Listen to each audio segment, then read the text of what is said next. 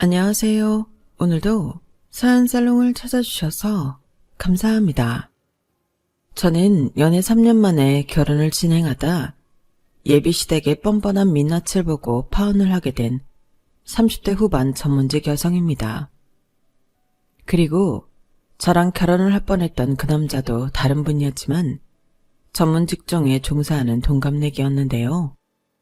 처음엔 친구로 만나다 서로 좋은 감정이 생겨 연인 사이로 발전한 케이스였어요. 그러니까 알고 지낸 지는 7년이 조금 넘었는데 그중에 3년은 연인으로 지냈던 거죠.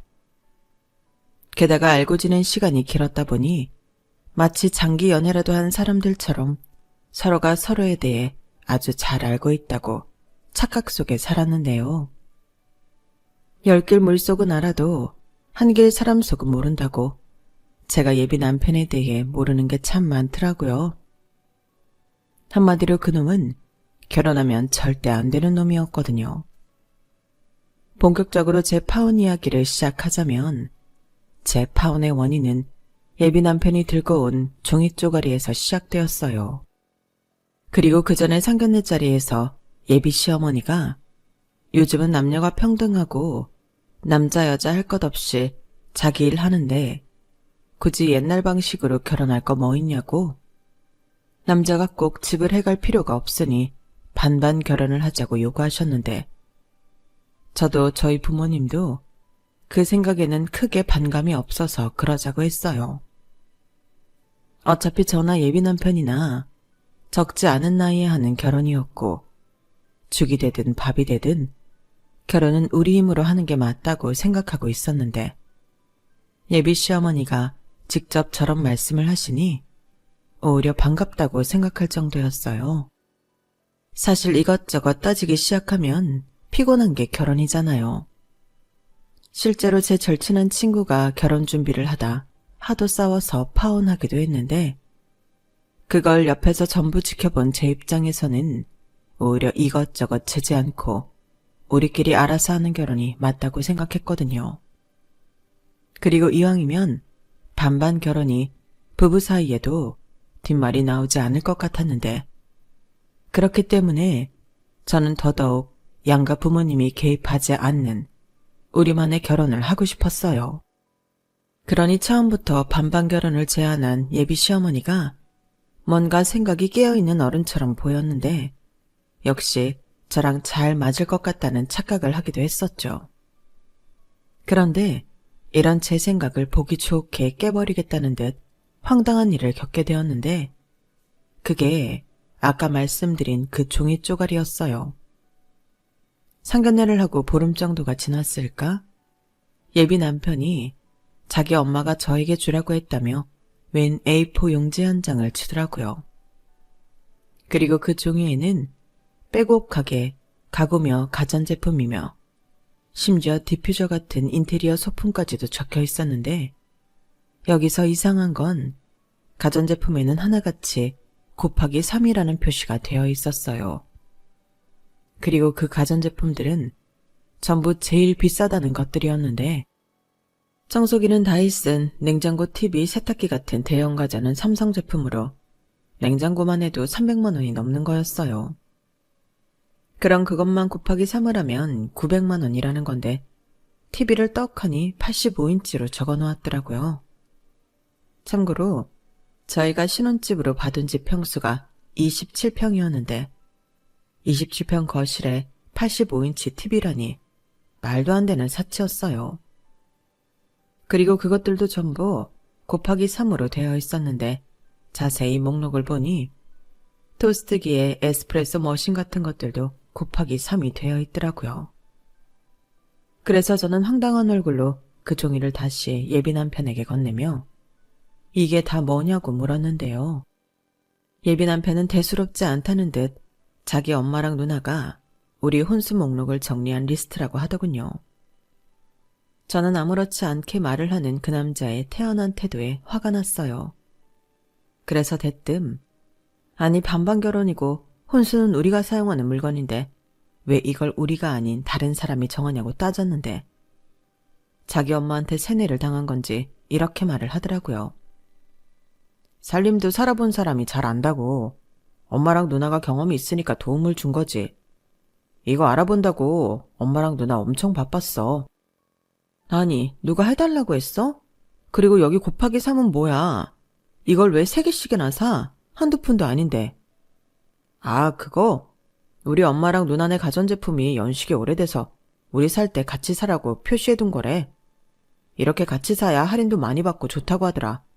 나는 잘 몰라. 아무리 몰라도 그렇지. 이런 걸 아무렇지 않게 가져오면 어떡해? 그리고 우리 반반 결혼하는 거 아니었어? 자기는 이렇게 크고 비싼 물건들이 우리 신혼집에 어울린다고 생각해? 여기 곱하기 3도 그래. 그럼 이 돈은 누가 내는 건데? 자기가 내는 거야? 아니면 할인만 받고 어머님이랑 형님이 내시는 거야? 뭘 또 그렇게 정색을 하고 따지냐? 나는 그냥 이거 갖다 주라고 해서 가져온 것뿐이야. 궁금하면 자기가 우리 엄마한테 전화해서 물어봐. 나는 그냥 심부름한 것뿐이라니까. 저는 그때부터 살짝 싸했어요. 예비 남편이 자꾸 우리 엄마, 우리 누나 하는 것도 거슬렸고 굳이 이런 수고까지 하며 혼수 목록을 리스트업을 한 예비 시어머니의 의중도 어느 정도는 짐작이 돼서 더 짜증났는데 그래도 상견례 때 당신이 하신 말씀이 있으니 이건 확인해 봐야겠다고 생각했죠.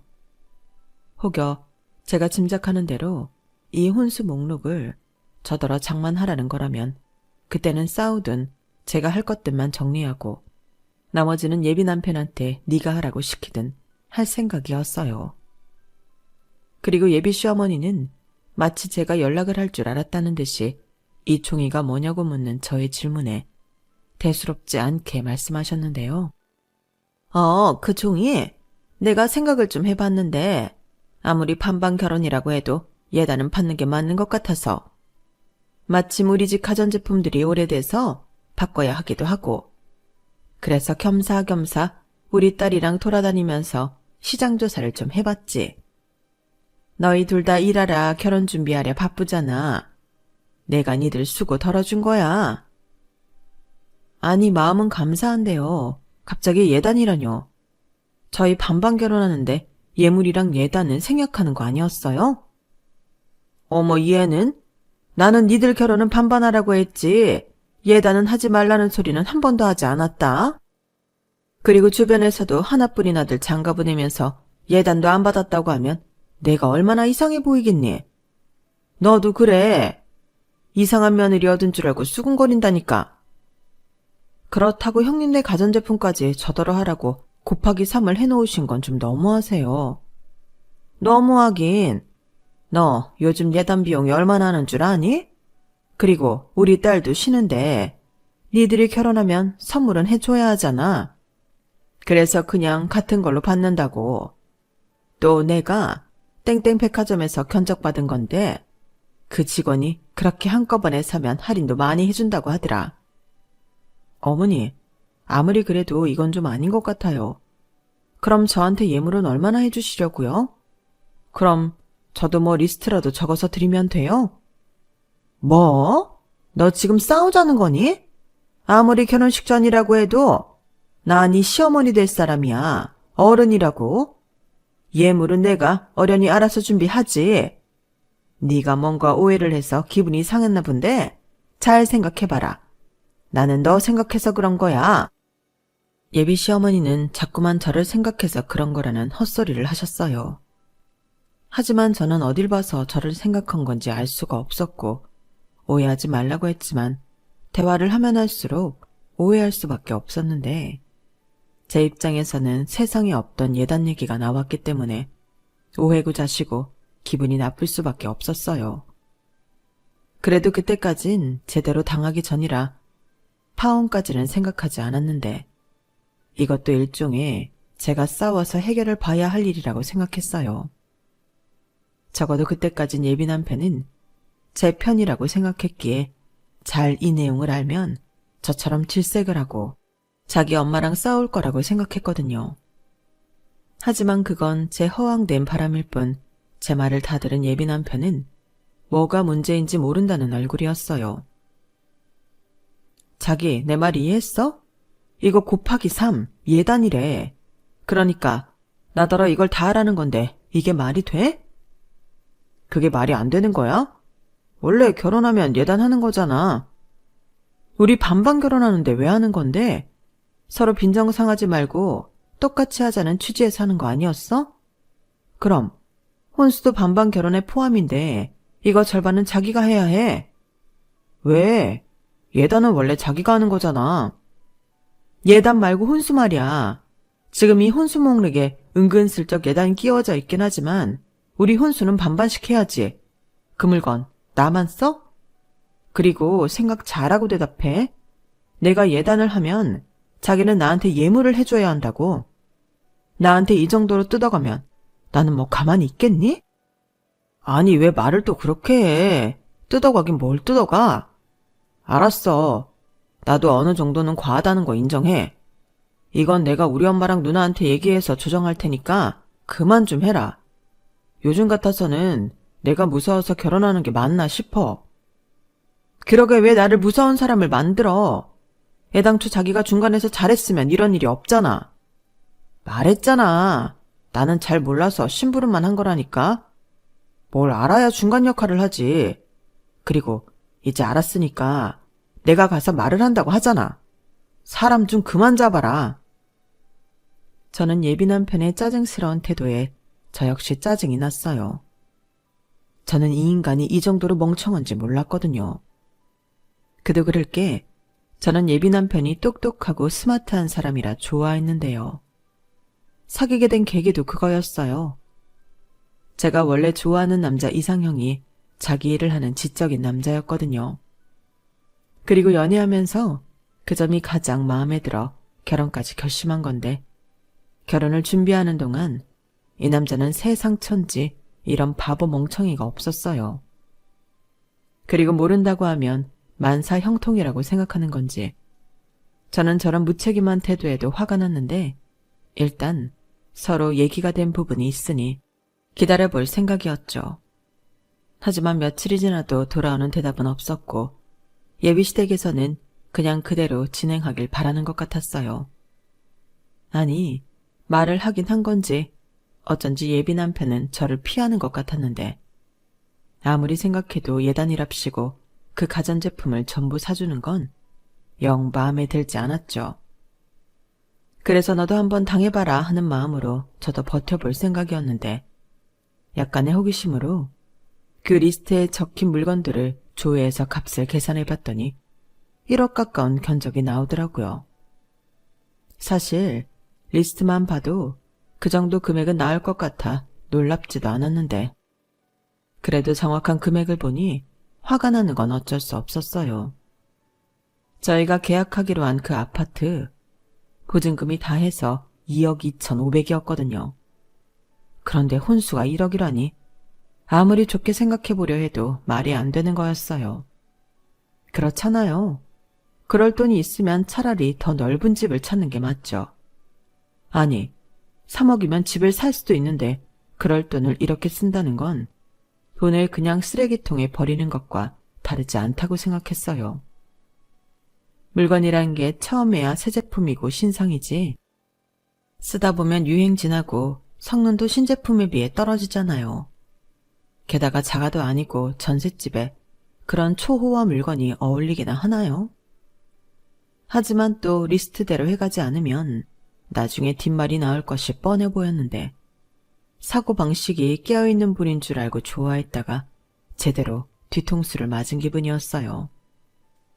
그래서 저희 엄마에게 리스트를 보여주며 이럴 때는 어떻게 하면 좋을지 상의를 하게 되었는데 저희 엄마도 생각지도 못한 혼수와 예단 요구를 하며 깜짝 놀라시더라고요.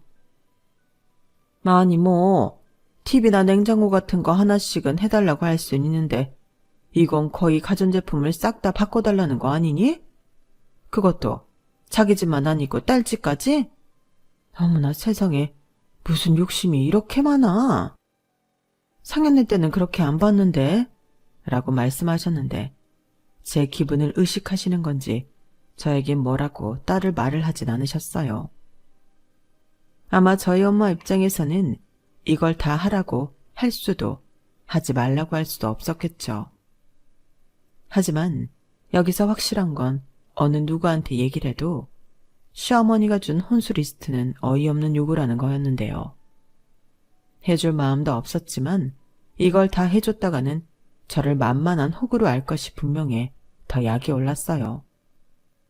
그리고 그런 생각을 하게 되자 그 리스트 종이가 저에겐 일종의 호구 며느리 테스 용지처럼 느껴졌는데, 그래서 예단을 이 정도로 해줘야 한다면 저도 그에 상응하는 예물을 요구해야겠다고 생각했죠. 그래서 평소에는 관심도 없던 고가 브랜드 귀금속과 명품들을 뒤져 저도 나름 화려하게 예물 리스트를 만들어 봤는데요. 지금 생각하면 저 또한 유치하기 짝이 없는 짓을 한 거였지만 자기들도 이게 얼마나 황당한지 느끼게 해주고 싶었어요. 얘는 이, 눈에는 눈이라고 하잖아요. 그리하여 그 집의 심부름꾼인 예비 남편한테 나도 예물 리스트를 적어봤다며 자기 엄마 갖다 드리라고 했는데, 그 리스트를 본 예비 남편이 저한테 이게 다 뭐냐고, 꼭 이렇게 해야 하냐고 따지기 시작하더군요. 아니, 자기 엄마가 종이 줄 때는 아무 생각 없이 가져와 놓고 왜 제가 준 종이에는 토를 다는 건지 제가 기분 나쁘다고 노골적으로 얘기하니, 그러자 예비 남편은 그게 이거랑 같냐고 저를 가르치기 시작했어요. 온수는 우리가 사용하는 거지만 예물은 아니잖아. 이거 봐. 평소에는 명품 관심도 없으면서 샤넬 가방도 있네. 샤넬 가방을 뭐 나랑 같이 들 거야? 이렇게 황당하다는 듯 열변을 토했는데, 그런 예비 남편의 태도를 보니 내로남불이 따로 없다는 생각이 들더군요. 자기도 황당하니? 나도 마찬가지야. 이게 처음부터 자기가 혼수 리스트를 가지고 온 게 문제였다고. 우리 반반 결혼하는 거잖아. 그럼 우리가 알아서 혼수용품 마련하면 되는데 왜 이딴 종이를 받아와서 이런 사단을 만들어? 예단 얘기도 그래. 자기가 중간에서 잘랐어야지. 왜 나한테까지 넘어오게 하냐고. 그럼 내가 거기에 대고 자기 엄마한테 뭐라고 해? 시집도 가기 전에 싸움이라도 하라는 거야? 뭐? 자기 엄마? 너 아무리 화가 나도 말이 좀 그렇다. 그래. 내가 몰라서 중간에서 실수했다 치자. 그래도 어떻게 똑같이 이래? 그래야 알지. 잔말 말고 그 예물 리스트 자기 집에 가지고 가서 보여드려. 그래야 나도 다음 딜을 하지. 다음 딜? 또 무슨 딜? 뭐긴, 우리 예정대로 예물 예단 없이 우리가 알아서 결혼 준비하는 거야. 나는 자가도 아니고 전셋집에 그 비싸고 큰 제품들로 집을 꽉 채울 마음이 없거든? 그럴 돈 있으면 최대한 아껴서 집을 사야지. 안 그래? 그야 그렇긴 하지. 이왕이면. 그러니까 그거 가지고 와서 제대로 말하라고. 기회는 이번이 마지막이야. 이번에도 나 실망시키면 그땐 끝이라고. 알겠어? 예비 남편은 그 이후 제 말에 입도 뻥긋하지 못했어요. 하긴 제가 좀 그때는 많이 감정에 격해서 말을 무섭게 하긴 했는데, 자기도 생각이라는 게 있으니 제 말이 틀린 게 하나도 없다는 건 알 거라고 생각했죠. 게다가 계속 이렇게 하면 끝이라고 어깃장도 났으니 더욱 저한테 뭐라고 하지 못했던 것 같은데, 그때부터는 예비 시어머니와 저의 본격적인 신경전이 시작되었어요. 아마도 예비 시어머니는 초장에 제 길을 꺾어놓고 싶었던 모양이더라고요. 상견례 때는 남녀가 평등하다고 하시더니 고부 사이는 상하관계가 그렇게 따지시는 건지, 서로 잘 보여야 하는 그 시간에 감사하게도 예비 시어머니는 점점 당신의 밑바닥을 저에게 보여주셨어요. 결국 그런 당신의 행동 때문에 저라는 복덩이 며느리를 놓치게 되었는데, 여기서 한 가지, 제가 예비 남편과 예비 시댁에 알리지 않은 사실이 하나 있었거든요. 저는 어릴 때부터 참 돈을 잘 굴리고 모으는 데 소질이 있었어요. 희한하게 이렇게 하면 돈이 되겠다, 이렇게 하면 목돈을 모으겠다 하는 계산이 빨리빨리 되었는데, 그렇다 보니 20대 첫 직장을 다니고부터는 꾸준히 돈에 관련된 공부를 하게 되었어요. 그리고 처음엔 소액으로 소액 투자를 해서 돈을 잃고 벌기도 하며 경험을 쌓았는데 그렇게 시간이 지나고 노하우가 생기니 과감한 투자도 하며 제법 돈을 벌 수 있었죠. 그 때문에 연인이었던 예비 남편한테도 노출하지 않은 재산이 2억 가까이 있었는데요. 물론 처음부터 숨길 생각은 없었지만 주변에서 하도 돈에 대해서는 모든 걸 오픈할 필요는 없다고 조언을 해줘서 상대였던 예비 남편이 어느 정도를 준비했냐에 따라 결정하려고 했는데 일단 1년 정도는 오픈할 생각이 없었어요. 그 후에는 조금씩 투자 수익이라며 오픈할 생각이었는데 걱정하지 않았던 돈 문제가 결혼 전부터 발목을 잡으니 저는 제 결혼을 위해서라도 이 사람들의 됨됨이를 알아봐야겠다고 생각했죠. 그래서 그 첫 번째가 원하는 예단을 해주는 대신 예물을 어떻게 해줄 건지 그걸 알아보는 거였는데요. 분명 자기 아들에게 예물 리스트를 받았을 때 예비 시어머니는 며칠이 지나도 연락이 없었어요. 제가 예비 남편에게 몇 번이고 리스트에 종이 드린 거 맞냐? 왜 아무 말도 없으신 거냐? 재차 확인도 했는데 예비 남편은 모른다고 짜증을 내더라고요. 그래서 왜 짜증을 내냐고 저도 똑같이 화를 냈고 그때 그 남자는 저 때문에 지금 자기 집 분위기가 엉망이 되었다고 했는데요. 그걸 왜 내 탓을 하냐고 따지니 그 남자 그러더군요. 나는 결혼이 이렇게 스트레스 받는 일인 줄 몰랐어. 그냥 남들 하는 것처럼 하면 되는 거 아니야? 왜 결혼도 하기 전에 우리 엄마랑 싸우려고 드는 건데? 나는 네가 그런 여자인 줄은 몰랐어.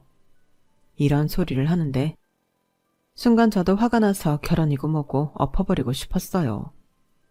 서로 평생을 함께하려고 하는 결혼인데 이럴 일인가 싶어 서로 시간을 갖기로 했죠. 그러자 그 남자는 자기도 성질이 났는지 알겠다고 했고 그렇게 저희 결혼 준비는 올 스톱이 되었는데요. 제가 집에서 혼자 끙끙 앓고 있으니 그걸 보다 못한 저희 엄마와 여동생이 파혼 이야기를 먼저 꺼냈어요. 저희 엄마 말로는 제가 혼수 리스트라는 걸 가지고 왔을 때부터 이 결혼을 말리고 싶었다고 하시더라고요. 그런데 제가 그딴 리스트를 받았음에도 파혼 얘기를 하지 않아 제가 그 남자를 어지간히 좋아하나 보다 라고 생각해서 말을 못했다고 하셨는데 이렇게 끙끙 앓고 있는 모습까지 보니 도저히 안 되겠어서 여동생과 이야기에 파혼 이야기를 하게 되었다고 하셨어요. 아, 네가 뭐가 아쉬워서 그런 집에 시집을 가.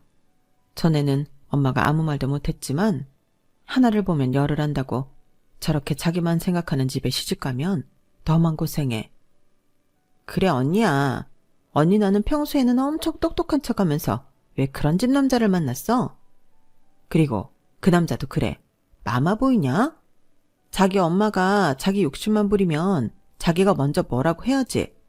장가를 누가 가는 건데? 언니 너 정말 그 집에 시집갈 거 아니지? 몰라. 지금 나도 머리가 터질 것 같거든? 이미 전셋집 계약도 했지. 사람들한테 결혼한다고 이야기 다 했는데. 뭐부터 어떻게 수습해야 할지 모르겠다고. 어디 그뿐이야? 나 사람들 입에서 오르내리는 거 딱 질색인 거 알지? 파혼해봐. 얼마나 많은 소문이 퍼지겠어. 그런 생각을 하면 파혼도 쉽지 않단 말이야. 그리고 내가 먼저 파혼 얘기해봐. 집 계약금이랑 각종 위약금 내가 부담해야 할걸? 그러니까 언니 네 말은 남들 보기 쪽팔리고 돈 아까워서 파혼 못한다는 거야? 아니 자기 인생이 걸린 일인데 그깟 돈이 대수고 쪽팔린 게 대수냐고. 그래 수연아, 이건 소연이 말이 맞다. 괜히 후회하지 말고 잘 생각해. 엄마는 이 결혼 안 했으면 좋겠다. 아빠도 마찬가지야. 엄마가 자세한 얘기는 안 했는데 너 힘들어한다고 하니까 그럴 거면 가지 말라고 하라고 했어. 저는 엄마와 여동생의 말에 순간 너무 자괴감이 들어서 힘들었어요. 나름 이만하면 괜찮은 사람이라고 결혼까지 결심한 건데 가족들까지도 뜯어말리는 결혼이라니. 내가 이렇게 사람 보는 눈이 없었나? 짜증이 나더라고요. 그래서 이왕 깰 결혼이라면 이 사람들이 어디까지 바닥인 건지 확인해보고 싶었는데요. 이건 또 무슨 심보냐고 생각하실 수 있겠지만 나중에 후회를 하지 않으려면 저도 확실하게 그 바닥을 봐야 한다고 생각했어요. 그래서 이번에는 예물 리스트보다 조금 더 파격적인 제안을 예비 남편과 예비 시어머니에게 해볼 생각이었어요. 자기야, 내가 생각을 좀 많이 해봤는데 1억 혼수를 할 바에는 그냥 내가 집 보증금을 다 할게. 대신 계약자는 내 이름으로 하고 자기 돈으로 어머님이 얘기한 혼수하자. 자기 돈이니까 어머니 댁이랑 형님 댁에 가전하는 것도 뭐라고 하지 않을게. 정말? 정말 그렇게 해도 되겠어? 자기 말대로 나도 똑같이 예물 리스트대로 받는 건 양쪽 모두 돈질을 하는 것 같고 합리적으로 생각하려고. 야, 우리 자기 쿨하다. 알았어. 그럼 나야 땡큐지. 엄마랑 누나한테 생색도 나고. 그럼 자기 예물은 안 해도 되는 거다. 내가 말을 못해서 그렇지 그 예물 리스트 때문에 우리 엄마 알아두었어. 세상에 그런 말도 안 되는 리스트가 어디 있냐고 하더라. 그건 자기가 생각해도 과했지? 과하다고? 그럼 그 곱하기 3 가전 예단은 안 과하니? 과한 걸 요구하셔서 나도 과하게 요구한 거야. 그리고 내내 말이 없어서 내가 보증금 다 하겠다고 하는 건데 요점은 알고 있어야지. 알겠어. 우리 이러다 또 싸우겠다. 그래. 나 요점 파악 다 했고 합리적으로 하자. 됐지? 저는 어차피 파혼할 생각이었기 때문에 혼자서 좋아 죽는 예비 남편한테 과감하게 질렀어요. 신혼집으로 계약한 전세 아파트가 2억이 조금 넘었는데 혼수가 1억이니 그냥 보증금을 제가 다 하고 명의를 가져오는 게 미래를 위해서도 낫겠다고 생각했죠. 물론 결혼을 하지 않을 거라 제가 보증금을 전부 내는 일은 없을 테지만 그들이 어떻게 나오나 궁금했어요. 그런데 그 사람들은 제 생각보다도 더 고약하고 이기적인 사람들이었는데 예비 시어머니가 자기 아들 말을 듣고는 득달같이 전화를 하셨더라고요. 목소리만 들어도 신이 잔뜩 나 있었는데 그리고는 저더러 한번 만났으면 좋겠다고 하더군요. 저 역시 바라는 거라 그러자고 했는데요. 성질도 급하지 당장 내일 보자고 하더라고요. 어머니 저 왔어요. 그래 어서 와라. 배고프지? 우리 일단 밥부터 먹을까? 내가 우리 며느리 맛있는 밥 한번 사주려고. 와 감사합니다. 그럼 저 비싼 거 시켜도 돼요? 그럼 먹고 싶은 거 다 시켜라. 그리고 내가 할 말이 좀 있는데 혼수 말야. 내가 곰곰이 생각을 해봤는데 그 집이 니네들 집도 아니고 좁은 전세 아파트인데 혼수를 좀 줄여야 하지 않나 싶어서. 네? 줄인다고요? 그건 제가 작성한 리스트도 아니고 어머님이랑 형님이 적어주신 거잖아요. 그래 맞아. 근데 그때는 이왕이면 니들 좋은 거 썼으면 좋겠어서 뭘 잘 모르고 한 거고. 지금은 생각해보니 우리 딸이 먼저 결혼을 한 선배지 않니? 그렇게까지 할 필요가 없다고 하더라고. 이사하면 가전제품들도 망가지고 하는데 전세 사는 동안은 가성비 좋은 걸로 쓰고 니들 집 사서 이사할 때 그때 좋은 걸로 하는 게 낫다고 하더라. 그래서 전에 저한테 주신 것 말고 다르게 혼수를 준비하시겠다는 말씀이세요? 그리고 혼수는 정우 씨가 아니라 어머님이 하시는 거예요? 아니, 혼수는 당연히 정우가 하지. 근데 걔가 뭘 하니? 걔는 돈만 내는 거고. 물건은 나랑 지 누나가 봐서 결정해야지. 그래서 내가 이것저것 해서 혼수 리스트를 다시 작성했는데 그럼 어머님 댁이랑 형님 댁에 들어가는 가전들은 어떻게 되는 거예요? 예단으로 받고 싶다고 하셨잖아요. 그것도 그냥 없던 걸로 하기로 했다. 너 예물 안 받는다며? 그럼 예단도 없는 거지. 그래야 공평하잖아. 어때? 글쎄요. 제 입장에서는 그게 좋은 건지 잘 모르겠어요. 전에는 저더러 준비하라는 거였고 지금은 입장이 바뀌었으니 오히려 정우 씨만 좋은 거 아닌가 싶어서요. 아우, 뭘 또 그렇게 꼬아서 생각하냐. 우리 아들이 하도 그건 과하다고 나한테 뭐라고 하니까. 최대한 니들한테 맞추려고 그러는 거지. 그럼 어머님, 변경된 혼수용품 비용이 얼마인지 대략이라도 알 수 있을까요? 저도 1억 혼수 생각해서 보증금 다 한다고 한 건데 계산에 안 맞으면 그럴 필요가 없는 것 같아서요. 뭐? 아니, 계산을 아직 안 해봤는데. 그럼 리스트만 주세요. 제가 계산해 볼게요. 아니, 그게 말이다.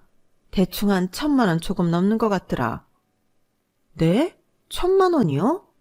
어머니, 이건 아니죠. 제가 집 보증금을 전부 다 하는데 1억 혼수가 1,000만 원이 되다니요. 어머님은 이게 반반 결혼이 맞다고 생각하세요? 아니, 네가 보증금을 다 한다며. 명의 주는 대신 그러겠다고 한 건 너잖아. 그야 혼수하는 돈이나 보증금 반이나 차이가 나질 않으니까 그랬죠. 그럼 제가 집을 아예 살 테니까 처음 혼수 리스트대로 하는 걸로 할게요. 그럼 상관없는 거죠. 작아니까. 뭐? 집을 아예 산다고? 너 그럴 돈이 있니? 설마 괜히 자존심에 대출 끼고 그럴 거면 그럴 필요 없다. 그럼 살면서 내 아들이랑 같이 갚아야 하지 않니? 아니에요. 저 돈 있어요. 그리고 설령 부족해서 대출을 받아야 한데도 제 명의로 산 집이니 대출금은 저 혼자 갚죠. 원하신다면 각서라도 써드릴 수 있어요. 그럼 이제 전세 아니고 자가니까 예전 리스트대로 혼수하는 걸로 해도 되죠? 아니, 또 뭘 그렇게나. 근데 너 정말 돈 있는 거 맞니? 괜히 하는 소리 아니야? 저 사실 정우 씨한테도 오픈하지 않은 돈인데 주식이랑 이것저것 투자하는 거 있어서 생각보다 꽤 있어요. 나중에 오픈하려고 했던 건데 어머님이 혼수를 그렇게나 줄이시겠다고 하니 말씀드리는 거예요. 못 믿으시겠으면 주식 계좌라도 보여드릴까요? 저는 핸드폰을 꺼내 주식 계좌를 예비 시어머니에게 보여드렸어요. 그러자 놀란 토끼 눈이 된 예비 시어머니는 뜻밖의 횡재라도 했다는 듯 활짝 웃으셨는데 그럼 알겠다고 예전 리스트대로 혼수를 하는 걸로 하자고 하시더군요. 그리고는 식사를 다 할 즈음 제 눈치를 살살 보시더니 이윽고 하지 말아야 할 말을 꺼내셨는데요. 근데 집을 사면 말이다. 명의는 공동명의로 하는 게 어떻겠니? 어차피 결혼하면 같이 사는 집인데 남자 입장에서는 그런 걸로 은근히 기가 죽는 거거든. 명의가 뭐가 중요해? 같이 사니까 공동명의 하는 게 모양새도 좋지. 저런 말을 하시는데 정말이지 양심은 있나? 저도 모르게 피식 헛웃음이 나왔어요. 그러자 예비 시어머니도 제 반응에 조금 당황한 얼굴이었는데 자기가 생각해도 좀 뻔뻔했다는 걸 아셨을까요? 제가 웃음을 멈추고 빤히 당신 얼굴을 쳐다보니 그 아줌마는 제 눈을 피하셨어요. 그리고는 어색하게 계속 물만 따라 드셨는데 이젠 볼장 다 봤다는 생각이 들었죠. 언감생심 제가 집을 해오겠다고 하니 그 집을 공동명의로 하라니 정말 그건 생각도 못한 거였는데 저 아줌마의 욕심은 어디까지일까? 저런 집에 시집갔다가는 큰일 나겠다 하는 생각이 들었어요. 그래서 저도 물을 따라 마시고는 차분하게 파혼 이야기를 하기 시작했죠. 아줌마 아들도 실망이고 이렇게 욕심 많으신 분인 줄 모르고 결혼을 할 뻔했다고 이쯤에서 다 그만두자고 했어요. 뭐? 너 지금 뭐라고 했니? 결혼을 그만둔다고? 그럼 뭐 지금 파혼이라도 하겠다는 거야? 네. 아주머니처럼 욕심 많은 사람을 어떻게 시어머니라고 부르면서 살겠어요. 저도 주변에서 많이 듣기는 했는데 아들 장가 보내는 거지 본인 이속 챙기는 거 아니잖아요. 1억 혼수도 경악스러웠는데 이젠 제가 사는 집에 아들 이름만 올리자고요? 이건 뭐 칼만 안 들었지 날강도가 따로 없잖아요. 제가 만만하셨어요? 저 그렇게 순진하지 않은데? 아주머니 이렇게 하시면 저 말고도 다른 며느리 보기 힘드시니 제발 그 더러운 욕심 좀 그만 내세요. 뭐야? 너 지금 말 다 했니? 내가 뭐 못하려고 한 거야? 네, 하면 안 되는 요구하신 거예요. 그럼 애당초 상견례 때 교통정리를 제대로 하셨어야죠. 그때는 깨어있는 사람처럼 반반 결혼하라고 하시더니 이렇게 뒤통수 치는 법이 어딨어요? 그리고 아줌마 아들한테도 전해주세요. 똥인지 된장인지 구별 못할 거면 다른 집 귀한 딸 만나지 말라고요. 아, 아줌마가 전해주시면 되겠네요. 제가 이딴 결혼 못 해먹겠다고 판 엎었다고 말 좀 해주세요. 야, 너 지금 이게 무슨 버르장머리야?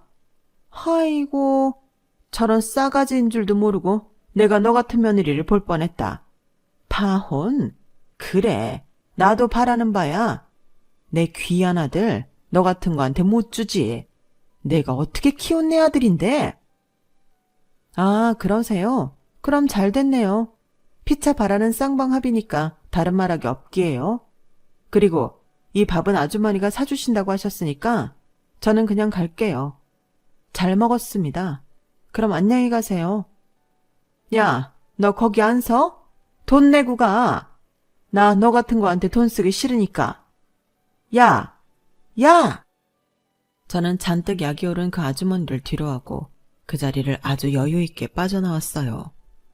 이게 생각보다 정말 속이 후련했는데 그 사이 자기 엄마한테 연락을 받은 건지 저한테 미친 듯이 전화를 하고 난리가 났더라고요.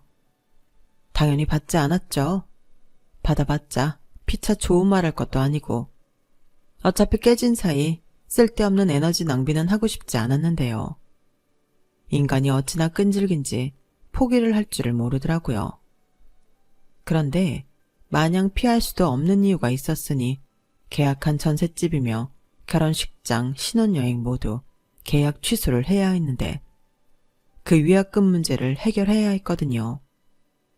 그래서 다음 날 전화를 받았고 굉장히 화가 난 목소리의 그 남자에게 만나서 이야기하자고 했는데요.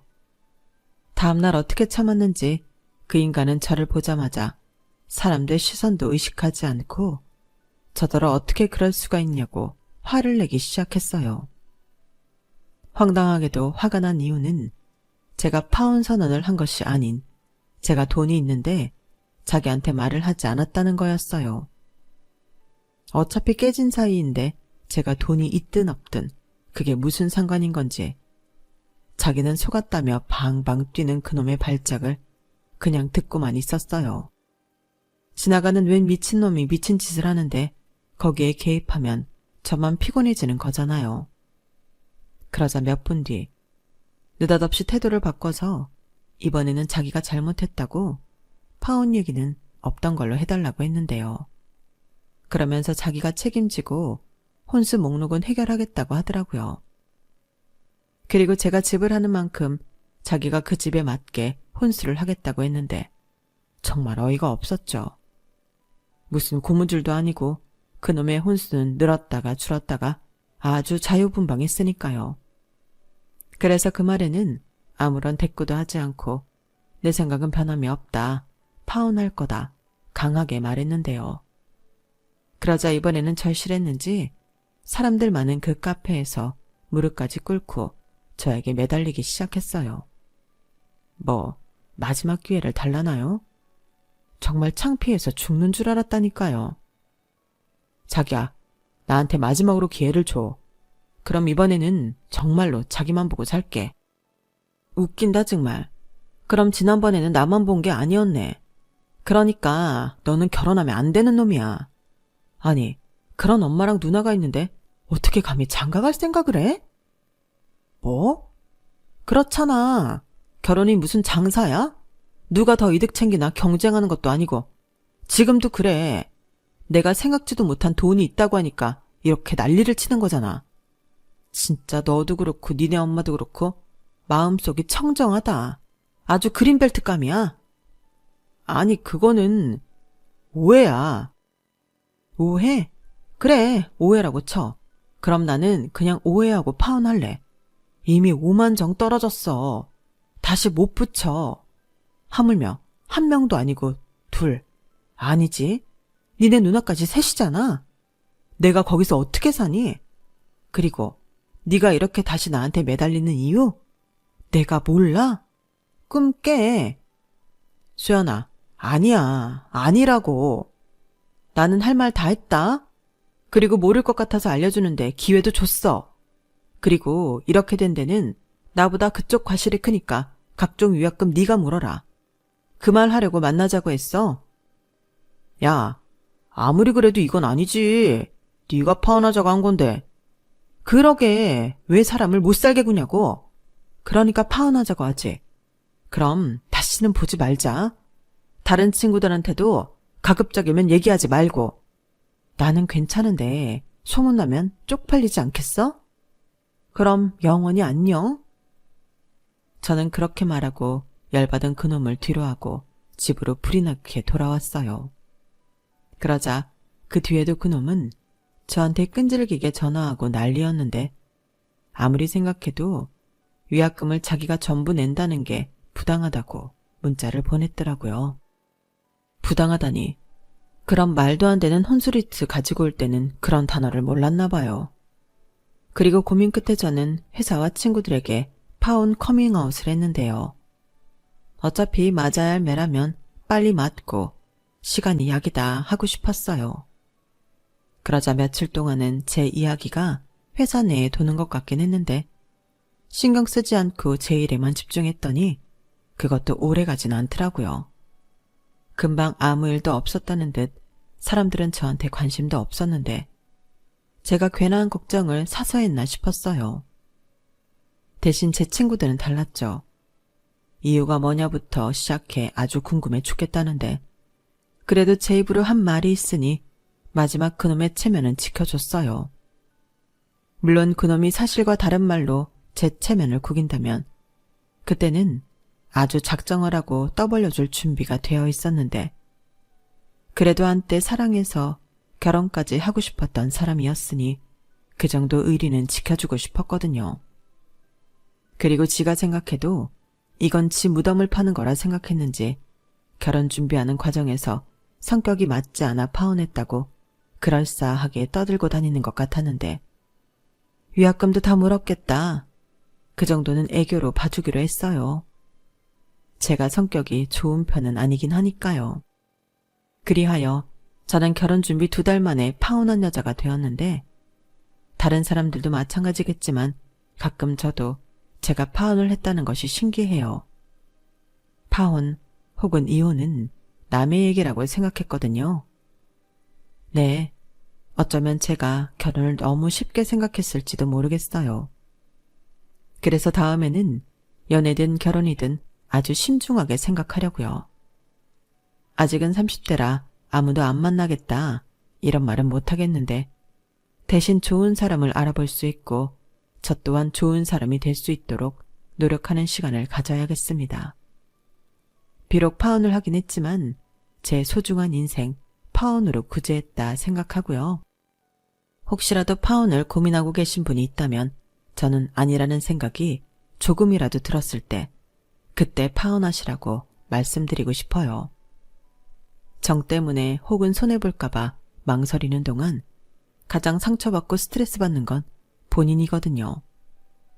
제가 겪어보니까 그렇더라고요. 그러니 어떤 선택을 하시든 여러분들 본인을 우선시하는 게 좋을 것 같아요. 이 세상에 나보다 더 소중한 사람은 없잖아요.